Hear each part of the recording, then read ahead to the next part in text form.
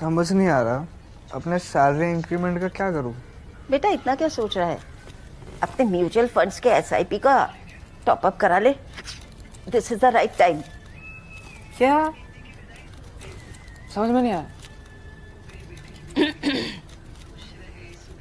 बेटा इतना क्या सोच रहा है? अपने म्यूचुअल फंड्स का एसआईपी टॉपअप करा ले। This is the right time. अब समझा।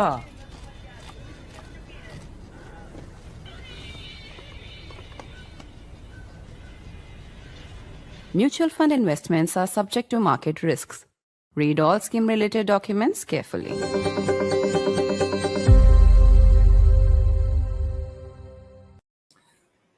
Typically, it is the West that often talks about the dangers of nuclear conflict, especially in South Asia and more specifically between India and Pakistan. We heard some of that chatter during Operation Sindoor. But now eyebrows are being raised across the world after Donald Trump, who is clearly changing the way not just diplomacy is conducted, but also the way the world is organized and assembled. Eyebrows are being raised after Donald Trump has instructed the Pentagon to resume nuclear testing. It is not yet clear whether Trump means nuclear devices or does he mean testing systems. It's not clear at all. But the Trump administration is talking about catching up with Russia and China. This is also a week when Putin made a big show of testing a nuclear-powered missile. Trump's order came moments before his big-ticket meeting with Xi Jinping. Trump and China seem to have reached a truce of some kind, and as America invokes a G2 reference for the world, where does all of this leave India? We'll be talking to Ambassador Rakesh Sood in just a moment from now. I'm Barkha Dutt. You're with the Mojo Story. On the program today, trying to make sense of Trump's world, a world that is changing with every policy decision and pronouncement from the American president. Moments before Donald Trump met with Xi Jinping and America and China reached some sort of truce and at least a rare earths deal for a period of 1 year, Trump also ordered for nuclear tests in America to be resumed. Now, nobody quite knows what this means. If you look at the headlines out of the West, they all talk about how this decision by Trump has only created fear, confusion, and uncertainty. Questions are about whether Trump means nuclear devices or does he mean testing systems. Putin did that earlier this week by testing a nuclear-powered missile. Also, Trump is now talking about a G2 world, America and China, after his meeting with Xi Jinping, a meeting that he gave a scorecard of 12 out of 10 to. Where does all of this leave India and India's security interests? Let me introduce our distinguished guest today. Ambassador Rakesh Sood is with us. He's a veteran diplomat, but he's also India's foremost expert on the area of disarmament and nuclear technology. Welcome, Ambassador. We don't yet know what Trump means. I think the world is waiting to find out what exactly he means. But it's quite clear, listening to officials from the Trump administration, that somewhere they believe that America was left behind, Russia and China. Maybe Putin's testing of this nuclear-powered missile triggered him. How do you read this decision from Trump, this pronouncement from Trump? What does it mean? Well, during his first term, President Trump had actually said he'd given the orders that the Nevada test site should be kept ready to resume testing as and when required. And some funds had been allocated, so it was as if there was some expectation perhaps at that time, because if you remember during his first term, there was a lot of rhetoric being exchanged between President Donald Trump and Kim Jong-un of North Korea. They were threatening they were showing whose mine is bigger than yours kind of thing, and so on. But then then he had 2 summits with him, and that kind of went under the carpet.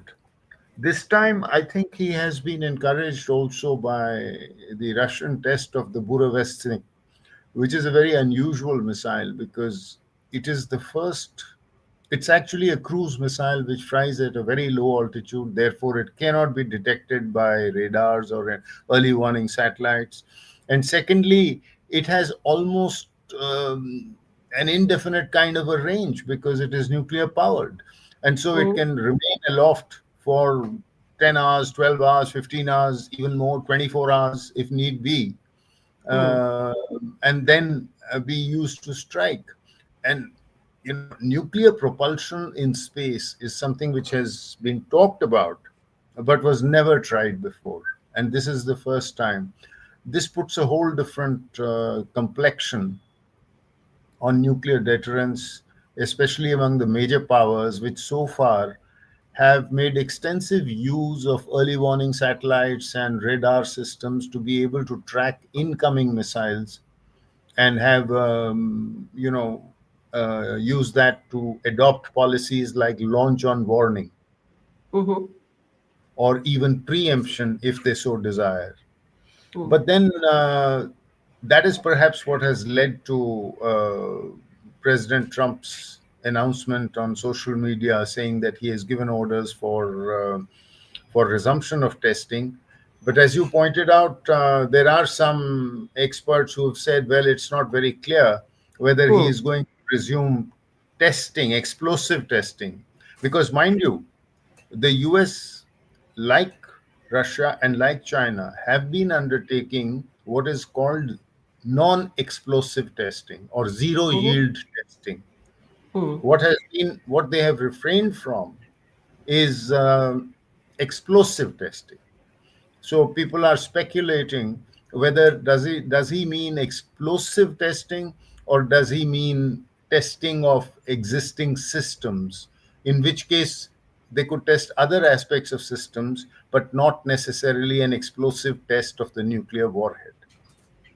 And we don't know the answer to that, right? We actually don't know, does he mean nuclear devices or does he mean systems? Putin tested a system. We don't know what Trump means. Well, Putin tested a system, but as I said, these are countries, I mean, like the United States has undertaken, till it declared a moratorium in 1993 or 94, if I remember right. Yeah, Bush years, by George Bush. I think Bush was president then, if I'm not wrong. Yes. So probably 1992. So it has carried out more than 1,000 tests. By 1992, it had carried out more than 1,000 tests, which means that it has a wealth of data. And obviously, it had tested all its designs. And by this time, there was a lot of development in computer science and data processing and things like that, so that the data that was accumulated could help design a new warhead without actually undertaking an explosive test. And that is how the term zero yield test was brought about in a definition. It was something that India had objected to very strongly when this was brought in. But then similarly, at that time, Russia and former Soviet Union, if you take both together, they had carried out more than 700 tests. China had carried out 47 tests by that time. And so, but if you remember, last year, Russia had actually ratified the CTBT, the Comprehensive Test Ban Treaty. But last year, in an interesting move, President Putin announced that Russia was withdrawing its ratification, thereby putting it at par in terms of the CTBT status and its applicability to Russia, at par with the US, because the US signed the CTBT during the Clinton years, but has never been able to ratify it. There's too much domestic opposition to it from the hardliners. And that goes back to the Clinton years. So as a result now, the CTBT is one of those funny treaties that was concluded and opened for signature in 1996. It was supposed to ban explosive testing. Yeah. It actually permitted zero yield testing and has never yet entered into force. Yeah. So it's an ironically poorly negotiated treaty. That's all I can say.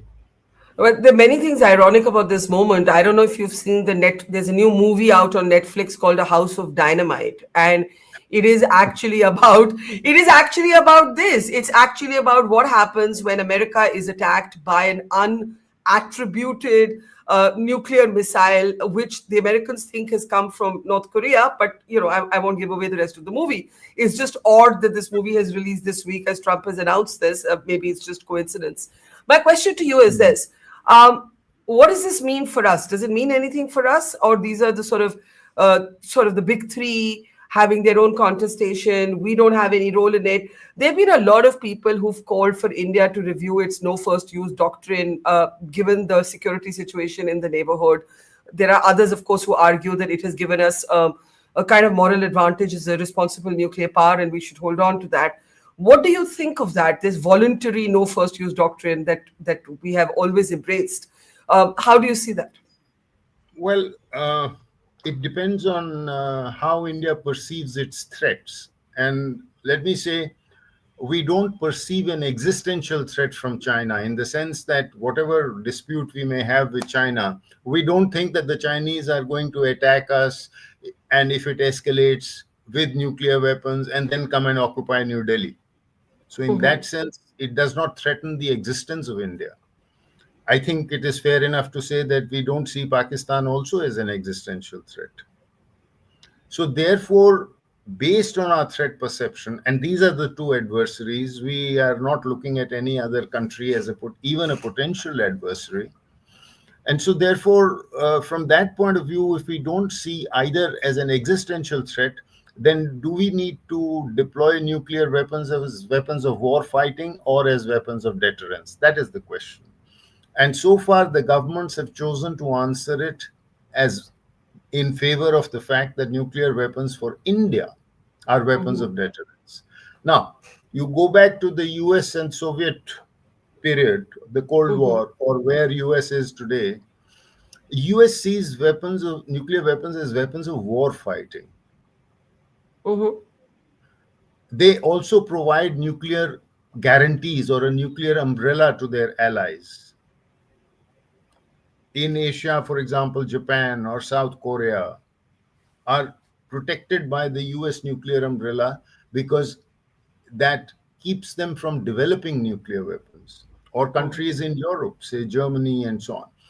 So now, from that point of view, if US has to be ready to defend Germany or Japan or South Korea by even using nuclear weapons, if they are attacked, if these countries are attacked, then it means a first use policy, a war fighting policy.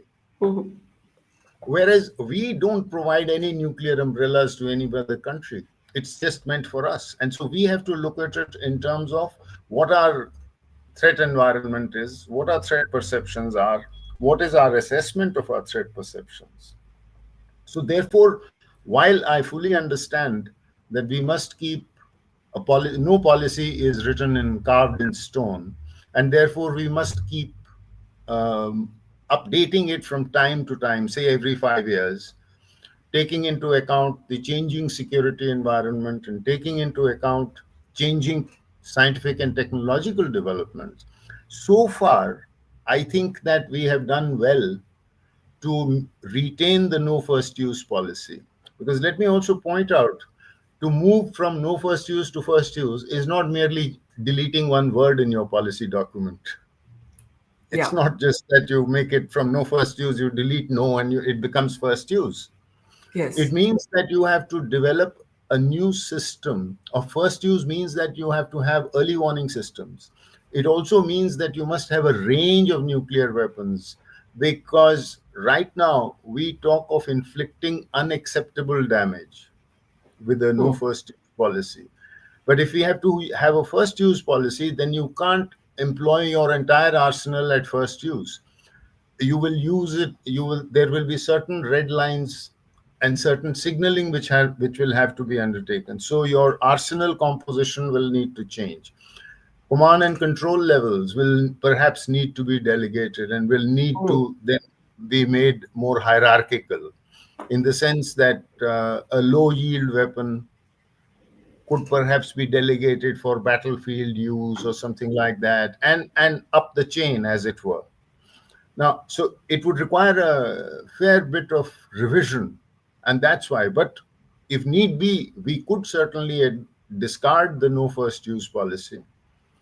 But then we need to be careful as to what is driving that, because we've also maintained that we don't wish to get into an arms race, Yeah. because we look upon nuclear weapons as purely as a deterrent against nuclear weapon use, because we don't perceive an existential threat to the very existence of India from any of our adversaries.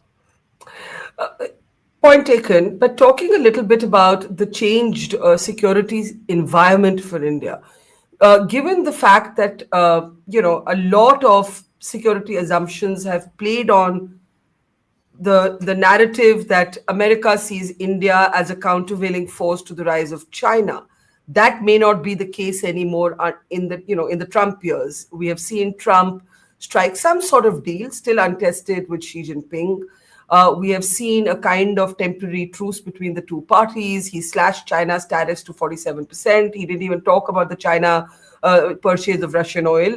There's a rare earths deal for a year. Do you believe that this development actually leaves India vulnerable, that what used to be called the India-Pacific or the Indo-Pacific will now once again become the Indian Ocean, that an Indo-Pacific strategy may simply not exist for Trump, especially if he's able to sustain somewhat of a pact with China? Well, you're right, but then it is difficult to predict what Trump is going to do. In his statements, he has announced that he looks forward to receiving Xi Jinping in the US, and he looks forward also to visiting him next year. So at least 2 bilateral summits can be foreseen for 2026, in addition to perhaps other meetings on the margins of other multilateral events.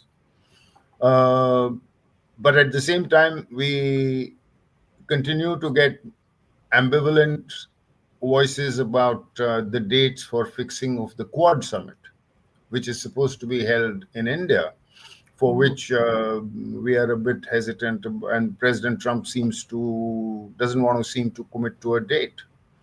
So clearly, in his scheme of things, or in his worldview, the Quad Summit assumes lesser salience, and therefore, by definition, it is reasonable to conclude that even the Indo-Pacific salience sort of comes down compared to what it was, as compared to his desire to maintain a good relationship, a positive relationship. In fact, some of the Americans have also called it a potential G2. That's what I was saying, that in a G2 world, where is India? Well, obviously in a G2, since we are not part of the two, so we are outside it. Yeah. But since he is looking at that and he attributes importance to that, that obviously takes greater priority in his White House. I understand that. And I think my question, therefore, is in the middle, it seemed like there was some progress that had been made between India and the US because Trump's tonality changed. He called the prime minister a couple of times. He had sort of an odd way of expressing his praise for Prime Minister Modi, but he went ahead and did that. He made a Diwali call, he made a birthday call. But the deal is still stuck. And in the meantime, he signed something with China, right? And how much should that concerns? Our leverage with President Trump is obviously different compared to the leverage that China has vis-a-vis the United States. China imposed countervailing duties.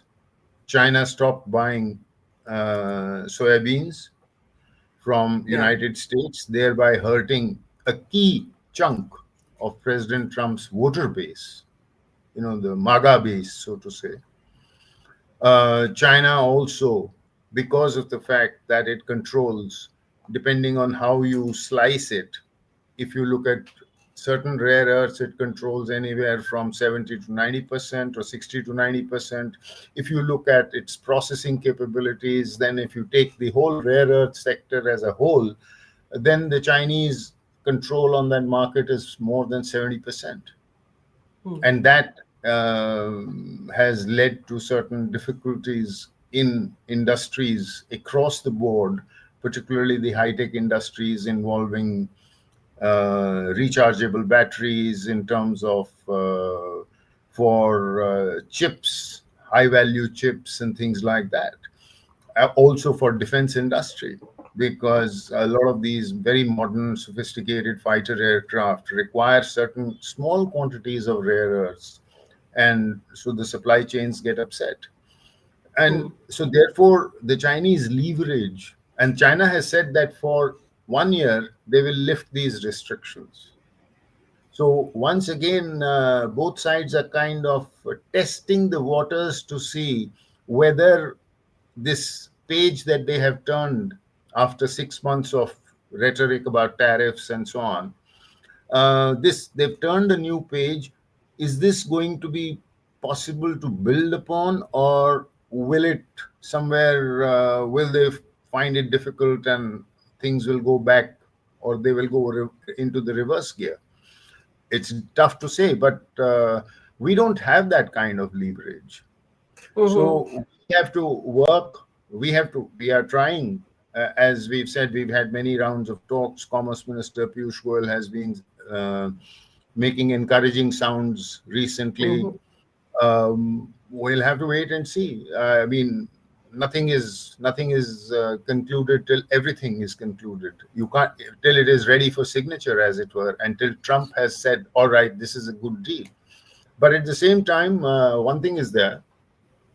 He continues to maintain that his threats of trade were the ones that enabled peace between India and Pakistan. So in that sense, he, I'm sure, does resent the fact that India has not wholeheartedly gone out and supported him. In fact, India has said that this was a totally bilateral telephone call that brought about the end of hostilities. So that, plus the fact that we have less leverage, but I think we're still trying to negotiate what is perhaps a deal which is saleable at home, because there are certain sectors like the agricultural sector, like the dairy sector, and so on, which are very critical in terms of as domestic, as they involve large domestic sections of society. And that is the only public statement Prime Minister Modi actually made, that he said that these sectors would remain safe. If you remember, he said, even if I have to pay a personal price, I can't open up these sectors. I have a last question for you, and that question is this. Trump has sanctioned 2 Russian oil firms, which means that technically India can't purchase oil from those 2 firms. With China, the issue of China buying Russian oil has not even been brought up.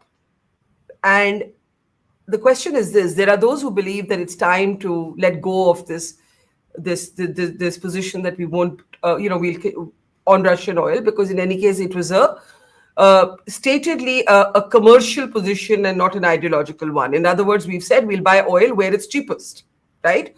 So with the sanctions, is that an exit route to India to get out of this rigmarole on the issue of Russian oil? Question 1. And question 2, there have been suggestions that if you can't open up your agriculture and dairy, start buying other things from America. Maybe that'll make Trump happy. Maybe that's something he'll take back to his voter base. How do you see both of these questions? Well, on the first one, I think with the ban on selling of oil by 2 Russian companies, Rosneft and Lukoil, it's a difference. It is a qualitative shift in terms of the US policy, because before this happened, what US had was not a ban on exports of Russian oil, but a price cap, in the sense that Russia could sell as much oil as it wanted. There were certain restrictions on the kind of ships, tankers that could carry Russian oil. But as long as that oil was below $60, that was the cap. Now what has happened is, now there are a number of Russian companies that export Russian oil. About 65% of Russian oil exports are by these 2 companies. Those are banned. So that means that the other companies, smaller companies that continue to export Russian oil, can still continue to export Russian oil provided it is in conformity with the price cap. Yeah. Now, as I mentioned, these two companies are the largest. They account for 65% of the export. So obviously, we were buying a lot of oil. Our companies were buying a lot of oil from these companies. So there are two options. You may continue to buy Russian oil, but you may choose to shift to smaller companies. That's Yeah, one option. but you do that if you're holding on to your position. But if you're trying to make Trump, if you try to soften up Trump, then you don't do that. Well, yes. So therefore, if we want to say that, look, we are conforming, because obviously our companies don't want to get on the wrong side. After all, this is a very similar kind of a situation in the sense that was done in 2019 when we stopped buying Iranian oil, because it would have brought Indian companies under US sanctions. And they didn't want to come under US sanctions because it would have deprived them of dollar dealings. They would have been kind of cut out of the SWIFT system of banking and so on. So let's say if we want to prevent a similar outcome here, but we continue to find that, say, buying Russian oil is, as you said, it is financially beneficial for India. You can continue to buy it, if you can, from smaller Russian companies that have not been sanctioned, because only two of them have been sanctioned. So that's not by shifting to smaller countries. Sorry, maybe I misspoke. Smaller companies, smaller Russian companies, because 35 to 40% of oil exports from Russia are by smaller companies, not by Rosneft and Lukoil. Yeah. That's one possibility. On the other hand, if you want to show Trump that, look, maybe we can't compromise as much on agriculture, but look, because of this, we can do a deal because we will accept your argument on Russian oil. Or maybe we can stop buying Russian oil and buy more of American oil. Or Yeah, but wherever. which way do you think we should go? I mean, I guess I'm asking you in the end, do you see any signs of improvement? The language seems politer, but has anything Yeah. else changed? Well, we have also reduced our, if you look at the imports By about 10%, by about 10%, by about by about 10%. 10%, because the Yeah, price differential has come down. yeah, And if yes, that happens, then perhaps we can see where the prices are going, and to that extent, get a time frame within which we will reduce it from whatever the current levels are to, say, I don't know what the current levels are, whether it's about 500,000 barrels a day or whatever. But whatever, let's say if it is X number of barrels a day, we could say that it will become 0.5x after 6 months or Well, something like that. that's what Trump has claimed. Trump has claimed that India, or Modi has assured him that That there we will will be do that. that we will do that. I mean, See, not the specific figures, but the tapering yeah, out. yeah.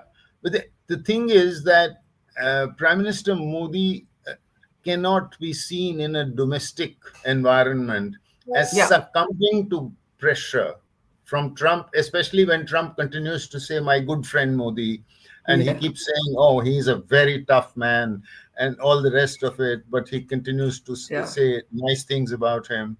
yeah, And but then at the same time, he kind of squeezes wherever he can in order to get the best possible bargain for the US.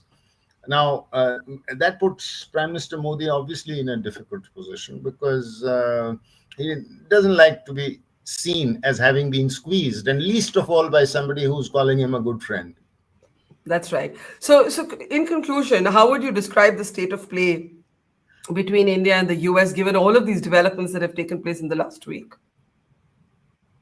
We will just have to sense how far we can go. If you notice, Prime Minister Modi did not go to Kuala Lumpur, where The there ASEAN, was ASEAN, yeah, yes, for the East Asia Summit, and because there was a possibility that there I mean, maybe. Modi seems to be avoiding Trump till there's something to say that both sides agree on, basically.